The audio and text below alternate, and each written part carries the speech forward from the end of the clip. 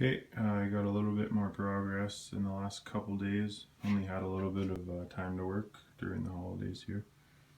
But I got the painted coil brackets and all the coils back on. They look pretty good painted.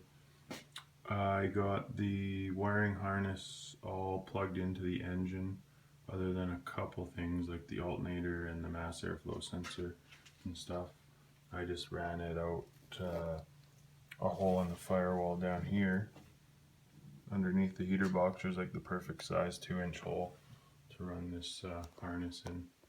Haven't wired up the computer to end of it or anything under the dash yet, but that's going. I got the Holley stainless headers in. They're the G-body LS swap ones. They worked good. They both sides had to come in from the bottom. I couldn't get the other side in because of the steering linkage. And this side, I might have been able to get it in, but it was bumping against the knock sensor. And I just went underneath and fed it up. It was pretty simple. Yeah, like I was saying, this side, it just wouldn't clear the steering linkage, steering arm, whatever you want to call it. So had to feed that in from the bottom. When I was putting in the dipstick on the passenger side with these Holley headers, it had a slight bit of interference. I had to just give it the slightest bend to get it to get down in the hole, and it's kind of resting against this long header pipe down in behind. It rests against that a little bit, but I don't think that's too big of a deal. Just like I read on the LS1 Tech forum, the column shift linkage isn't going to work with these headers. The LS swap hooker, Holley headers, whatever you want to call it. It's just so close up to the up top here.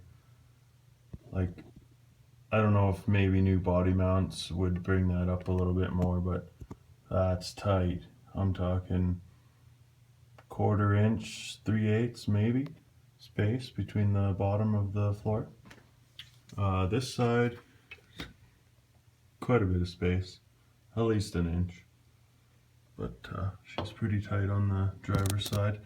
And the linkage, sorry for my shitty lighting, right there just isn't enough space for the bar to go across to connect.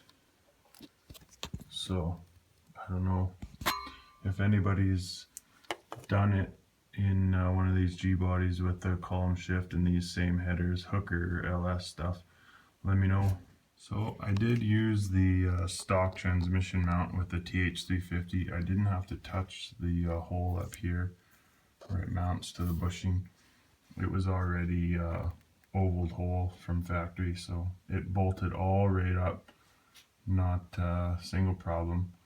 If you're going to do this though, hooker or Holley headers for the LS swap, you're definitely going to have interference because it runs right into the stock crossmember.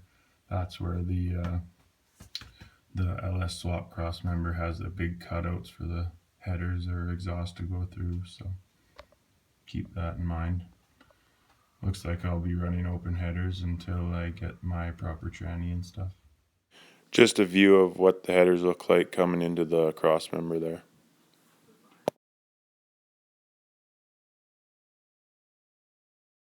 You can still see a little bit of room forward and back for adjustment on this stock crossmember. This is where the dipstick touches the header tube there. As you can see, the stock linkage runs right into the top of the header there. I've since researched a low carb product. It's like a cable shifter that ties into your column shift that looks like it's really going to work good. This is a little picture of the wiring harness I use from PSI Conversions. They include a wicked set of instructions too. Super clean harness.